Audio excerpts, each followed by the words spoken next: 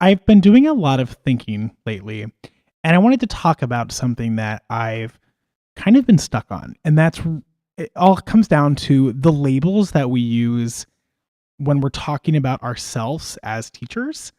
And I really want to I just want to chat about it. So let's talk a little bit about the labels that we use um, as teachers. So I like a lot of us, I struggle with the term specials when referring to music, art, PE, everything like that.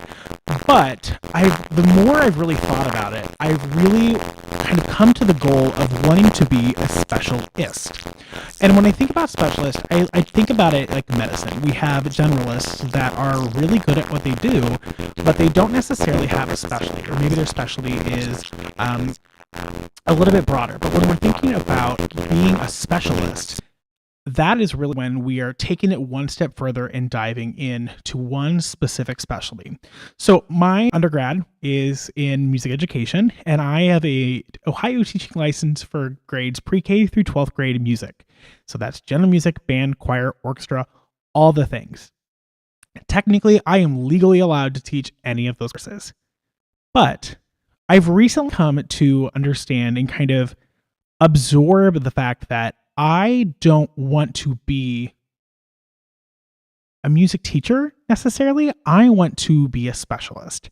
I am reclaiming the label of being an elementary music specialist because while, yes, I have a background in band, orchestra, and choir, I'm not sure I would be the best teacher. Well, let's look at this. That I am sure that that is not something I would be able to do very well without diving in to and getting new information that allows me to more specialize in that field. So I've been doing a lot of thinking, usually while I'm driving to and from school, because that's who I am as a person. But I really have been thinking about referring to myself rather as than a music teacher, kind of coming with the term of elementary music specialist. And I think of that because, quite frankly, there are very few undergraduate programs that prepare music teachers and pre-service teachers to be elementary music specialists. They might have a class or two, if they're lucky, of, elementary music stuff. But the reality is that the vast majority of undergraduate programs are preparing teachers to be band directors, choir directors, orchestra directors, and maybe they could teach elementary.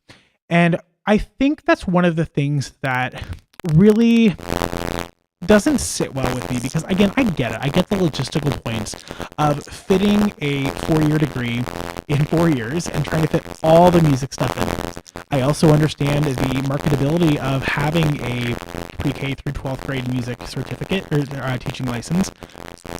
But if we're really not focusing on job security and things like that, if we're really focusing on who is the best person to be in front of those students, I would rather be a specialist in what I do than to be a generalist in everything. So kind of moving forward, I'm really going to reclaim the title of elementary music specialists. And I am really excited about that. So Elizabeth just said, and I'm going to see if I can do this. I'm using a new piece of software, so we might not even be able to see you. Let's see if I can make it go. Elizabeth says over on Facebook, many of the pre-K through 5th grade teachers in my county refer to ourselves as elementary music specialists. Yes, I love that. I think that is something that I really want to look at it because I think it's important for us to understand that we don't have all the answers, but what we do have, I don't know how to make this even better. I'm sorry. But what we do have is very specific information, very specific pedagogical content knowledge of what it means to be an elementary music teacher. And I'm trying to do too many things at once. So I'm going to maybe give it one more shot. That is not at all what I wanted to do. But whatever. So okay, I'm going to get rid of it. I really wanted to kind of talk about my thinking behind that. Again, I do a lot of thinking. I don't have a terribly long commute, but I also don't have a short commute. And now that I have to drop off my foster son at the center, it becomes this like 45-minute thing. So I get a lot of time to think. And I've really thought a lot about identity and kind of who I am as a person, because there's just all kinds of stuff going on. But one of the things that I keep coming back to is that label of specialist. A few years back, I was, well, actually up until last year, I was teaching at a private studio. I was doing, piano lessons, I was doing some voice lessons, but honestly, I was doing quite a bit of adaptive music lessons.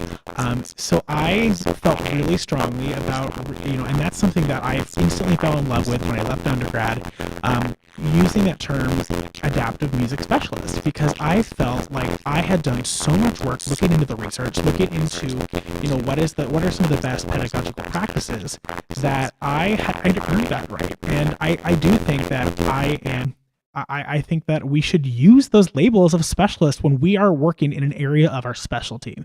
And I think that is something that we don't necessarily see in the music ed world often. Yes, like there's pockets of it, just like Elizabeth said, where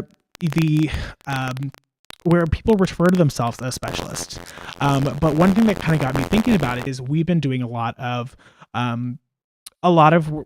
work with literacy in my district, and especially at my elementary level, because literacy is important.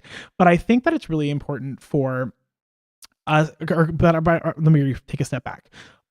We have people that are, reading recovery specialists. We have students that are, or teachers that are in that specialty role.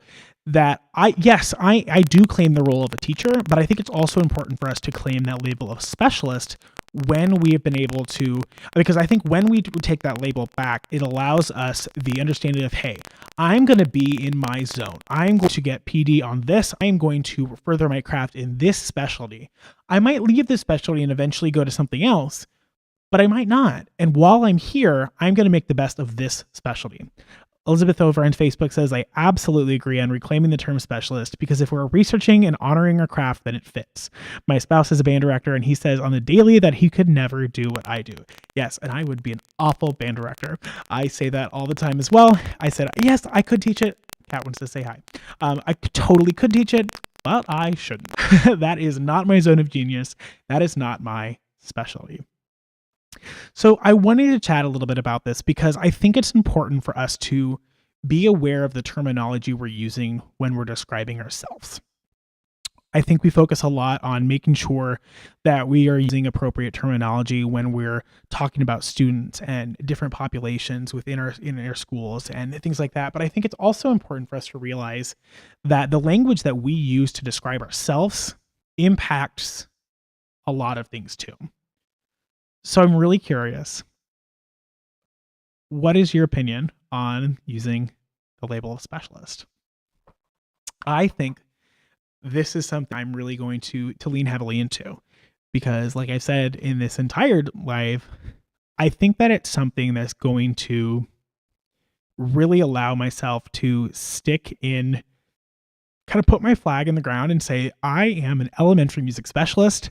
I want to get all the information I can about being an elementary music teacher, and I want to focus on this specific subsection of music pedagogy, whether it be ORF, whether it be Kodai, whether it be a mix of everything else, but I want to focus on being the best elementary music teacher I can, and that is why I refer to myself as an elementary music specialist.